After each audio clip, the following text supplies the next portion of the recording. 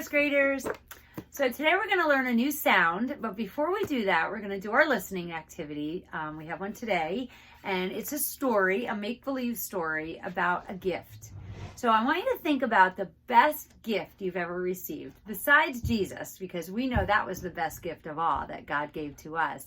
But a gift that you may have received from your family or a friend or something, a gift that meant a lot to you, someone gave you a gift, or a special gift that you gave to somebody, maybe to your mom or your dad or a brother or sister or a good friend or your grandma. Think of just the gifts that we give and receive. And listen to this make-believe story about a man who searched for a special gift for his king. And the setting of this story is in China. Remember, the setting is where or when the story takes place. So just listen. Remember, this is our listening activity, so we need to be good listeners. It says, a wonderful gift. Many years ago, far across the ocean, there was a great king in the land of China. He lived in a large palace. Inside the palace, servants scurried to and fro, carrying things made of bamboo. Bamboo dishes, bamboo fans, bamboo toys, bamboo pens, bamboo baskets, and even a bamboo bowl of bamboo soup. The king called for one of his noblemen, young Su Lin. I want to show you a gift I have just received, the king said. He held up a beautiful silver bell and rang it. What a sweet sound it made. Young Su Lin had never heard anything so wonderful. I wish I could give the king such a wonderful gift for his birthday, he thought. It is only 4 days away.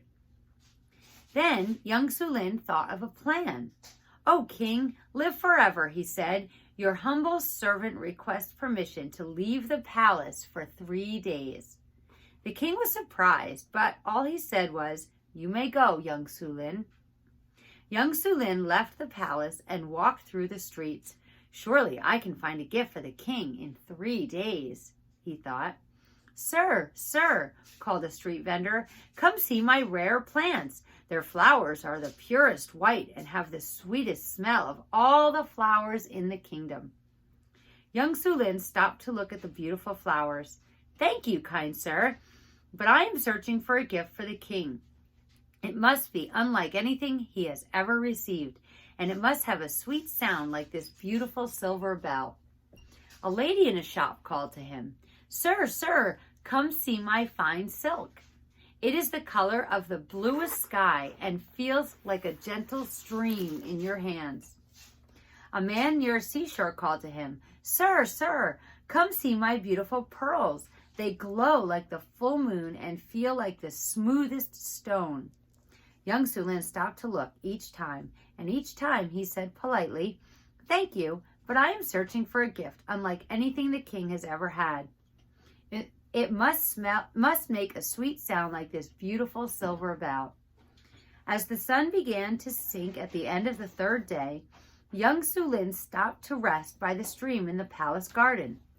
He was weary and discouraged. He had no gift for the king's birthday. He listened to the water gurgling over the rocks and wished he could give the stream to the king as a present. Suddenly, he noticed some quiet, windy, musical sounds. He listened carefully. The sounds were not coming from the stream. They were coming from the bamboo stalks growing beside it. Young Su Lin broke off a short bamboo stalk and blew into it. Out came a beautiful windy sound. He broke off a longer bamboo stalk. When he blew into it, a low, husky sound came out. Then he tried a shorter stalk. A high, piping sound came out. Young Su Lin's face broke into a happy smile. This was what he would give the king. Young Su Lin cut 12 bamboo stalks. He carefully cleaned each one and then trimmed them to 12 different lengths. Finally, he tied them together from shortest to longest and wrapped them in a piece of silk. The next morning, young Su Lin came before the king. "O king, live forever," he said. "Your humble servant has returned. I bear a gift to delight the king on his birthday." Young Su Lin laid his gift on the table. When the king unwrapped the gift, he stared at the bamboo. Why has young Sulin brought me a bundle of bamboo stalks? He thought. Young Sulin saw the puzzled look on the king's face. He picked up the bamboo stalks and, by blowing into them, played the king's favorite melody. As young Sulin played, the king's eyes began to shine. Young Sulin, he said, you have discovered beauty in something plain and ordinary. Always look for beauty in the things we think are plain, and you will find it. So that's a very good message at the end, right? Look for beauty in the plain and ordinary things in our lives, and you will find it. So he made something special for the king. Not only was it special, it was from his heart. It was homemade, which I know moms and dads always love those things. And it was a beautiful sound like the king liked. How did young Sulin feel when he left the palace to look for a special gift for the king? Well, he was positive he'd be able to find something, right? He was sure he was going to find something in 3 days. So what 3 things were shown to young Sulin by the merchants? Do you remember that? Remember, they showed him plants that smelled very beautiful, silk, and pearls. Those were the 3 things that the young Sulin was shown by the merchants. How did young Sulin feel when he had no gift and it was time to return to the palace? He was sad, and the word they used was weary. Weary means very sad, very rejected. You feel like you just didn't get done what you wanted to get done. Why do you think the king liked young Sulin's gift? Well, that's up to you. Why do you think he liked it? I think it was because it came from his heart, and it was homemade, and he really put a lot of thought and effort into it. And so it's not about the gift. It's about the thought, and it really is about the thought. And I bet you found that yesterday on Mother's Day. Whatever you gave your mom, even if it was just a hug, I bet your mom really appreciated it. So good job with that. Today, the sound that we're going to learn is, and I'm not sure if we've done this before once, but we're definitely doing it today. And the sound is PH. Okay, so PH is a consonant digraph, and when you put 2 consonants together for a digraph, they make one sound. So we put P and H together, and the sound that they make when you put them together is not a P or an H, it's actually an F sound. So when you put a P and an H together, it makes an F sound, okay? And some words that have the PH are phone, right? Phone, graph, okay, graph, it's at the end of that. Photo, okay, it starts with the PH, photo. We have alphabet, A-P-H, alphabet, A-L, sorry, P-H, alphabet, and there are many others. So what I want you to do now is take out page 288 out of your pink book. Okay, and we're going to do that together. We're going to go over this sound, PH, that says the F sound. Okay? Okay, so let's look at, oh, I have them right here, the bigger ones. Okay, so let's look at the page, and on the top, it says, read the word, clap for each syllable, and circle the number of syllables. Okay, so all these words have the PH, but what they want you to focus on is the syllables. So let's look at the first one. Phone. How many syllables? Phone. 1. It has 1 vowel sound, so 1 syllable. The E is silent. Okay, number 2. Graph. Graph. 1 syllable. 1 vowel sound, 1 syllable. And the last one, photo. Okay, it has 2 syllables, 2 vowel sounds, O and O, photo. So it has 2 syllables. All right, very good. And the next part says, draw a dot between the 2 syllables. Circle the vowel sound of the first syllable. Okay, so these are all the F sound, but it's spelled with an F instead of a PH. Okay, so this word is fumble. So put a dot between fum and bull where the space is. And what kind of vowel sound is the U? Short, because it's closed, right? When it has a consonant next to it, it's short, usually short. So circle the U with the breve over it, the smiley face. Okay, number 5, fable. Okay, put a dot between fay and bull. And if you notice, the A is open. It does not have a consonant next to it in that syllable. So it is long. So circle the A with the macron, which is the little straight line. And then the last one, fiddle. Okay, fiddle has 2 D's. So we split the syllables between the 2 D's, which makes the I closed. So it doesn't say its name, it's short. So it's an I with a smiley face or breve over it. Okay, then it says draw a dot after the first vowel. Circle the vowel sound of the first syllable. Okay, now look at all of these words. First of all, they all have the PH sound. Second of all, they all have an open vowel in the first syllable. Let's look. Photo. So you're going to put the dot after the O, and the O is long, right? Photo. It's open, so it says its name. And then trophy, same thing. The dot goes after the O. The O is open. It has no consonant next to it in that syllable. So it says its name, so it's long. And then the last one, Joseph. Joseph, Jesus' earthly father. So we put the dot after the O, and it is long because it's open. Okay, parents, if you're not understanding that idea, and I know I didn't learn that when I was a kid, so I'm assuming you didn't either, but it's called an open syllable. When we split the syllable, if the vowel has no consonant next to it, it's long. If it has a consonant next to it in the syllable, it's short, usually. So just so you know why I'm saying all those things.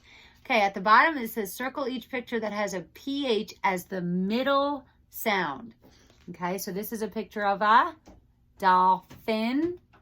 Fin, so it does have the PH in the middle, so circle the dolphin. I'm assuming that is a gopher. Okay, sometimes we call them groundhogs, but I'm assuming they're saying that's a gopher. Gopher, so it has the PH in the middle, so circle the gopher. And look at that cute dog. We actually used to have a dog that looked exactly like him. His name was Iago, from The Bird in Aladdin, and he was a border collie. He was so sweet. So that does not have a PH sound in the middle. Okay, so let's turn the paper over. All right, and there's sentences here. We're going to read the sentences and pick the one that matches the picture. If you'd like to do these on your own and then come back and do them with me, go ahead and pause. Okay, number 13 says, fill, PH word, fill, won a trophy, PH word, or the trophy is a phone. So is that trophy a phone? No, so it must be Phil won a trophy. So color the circle next to the first sentence. Okay, the next one. She did not smile in the photo. Mom loved the family photo. Well, she is smiling, so it can't be the first one. This must be Mom, and this is the family photo that Mom loves. So Mom loved the family photo. So color the circle next to that one. Good job. Okay, then it says, mark the group of words if it is a sentence. Okay, so we're going back to subject and verb part and capitals and periods and making sure that it makes sense, right? So number 15, sail in a storm. Well, what sails in a storm? They don't give us a subject. So that is not a sentence. So do not color the circle next to it. Okay, number 16. Jesus sleeps in the boat. Okay, it has a subject, Jesus, and it tells what Jesus does, the verb part, sleeps in a boat. It has a capital and it has a period, so color in the circle next to that sentence. That is a sentence and it makes sense. Okay, then number 17, the strong winds. What about the strong winds? It tells us the subject, but it doesn't tell us what the strong winds did. So that is not a complete sentence. Even though it has a capital and a period, it is not a sentence. And the last one, waves fill the boat. Well, the subject is waves, and what do the waves do? They fill the boat. Does it make sense? Yes. Capital period? Yes. So it is a complete sentence. Good job. Okay. Then we have 3 choices here, and it says write a subject part or a verb part to complete each sentence. Check each sentence. So the words in the yellow box are stops, Jesus, and obey Jesus. That one has 2 words. So number 19, let's read it with a blank. If you'd like to do these on your own, go ahead and pause and then come back. Blank speaks to the winds and sea. So who speaks to the winds and sea? Jesus. Very good. So put Jesus on the line there. Make sure it's a capital J for 2 reasons. It's the beginning of a sentence and it's Jesus. It's his name. So it gets a capital for 2 reasons. So put Jesus there. Okay, and that is a sentence. So you can put a smiley face in the little box at the end, like we do in school. Number 20, they what? So we're talking, they is the winds and seas, right? When we use that pronoun, remember pronouns? It takes the place of some nouns and it's they. So they is referring to the winds and seas. So they what? The wind and seas obey Jesus. Yes, they obey Jesus. So write that. Don't forget to put a capital J for Jesus because that's his name. When you're done with that, the period is actually already there. So you can put a smiley face on the line. And the last one, the storm blank. Well, there's one left. The storm stopped. Very good. And then give yourself a smiley face. And then you're going to do the other page in the other book, page 249, and your handwriting pages. And the top says circle the picture that has a PH sound. The middle says mark the sentence that matches the picture. And then mark the group of words. If it is a sentence, remember to look for a subject and a verb part, and then it makes sense, and then it has a capital and a period. And then match the words to the pictures, match the sentence to the pictures, and write the verb part of this sentence that matches the picture based on these 2 in the yellow box. Okay, so have a great day, and I will see you tomorrow.